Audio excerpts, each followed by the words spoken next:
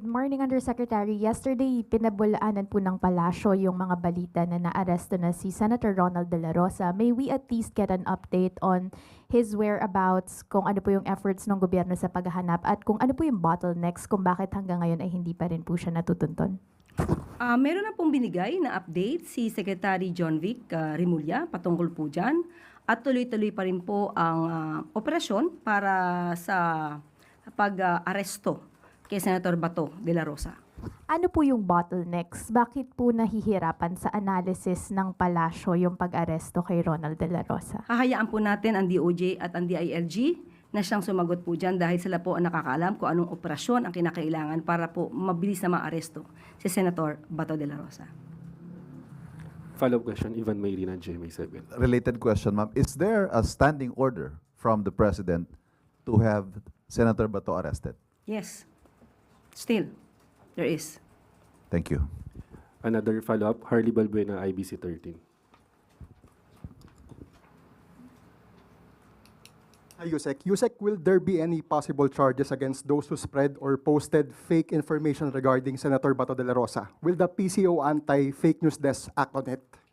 Nakausap po natin mismo si Secretary Dave Gomez at ipinag-utos na rin po niya sa Anti-Fake News Desk natin na tignan lahat ang nagpapakalat ng mga fake news katulad ng nangyari dito sa di umanong pagpapaaresto kay Senator Bato de la Rosa at titignan din natin kung ito ba ay malisyoso.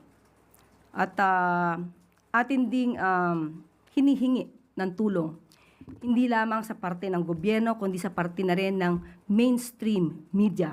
Inaasahan po kayo ng gobyerno na makipagtulungan din po dahil kung alam natin ang source ay walang kwentang source, siguro hindi po natin dapat na maging sanhi na rin tayo na ito ay makalat. Maraming salamat sa inyong tulong.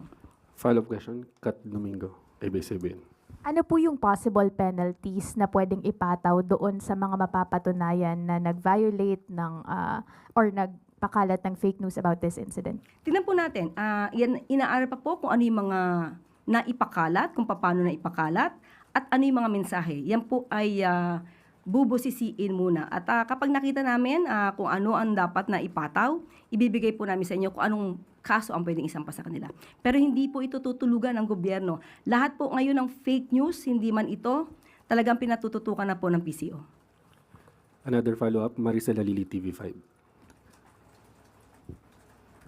Yusek, just one quick. May idea na po ba tayo or at least hinala kung kanino nanggaling tong misleading information? Kahapon nung tinanong ko rin kayo, MPC, kung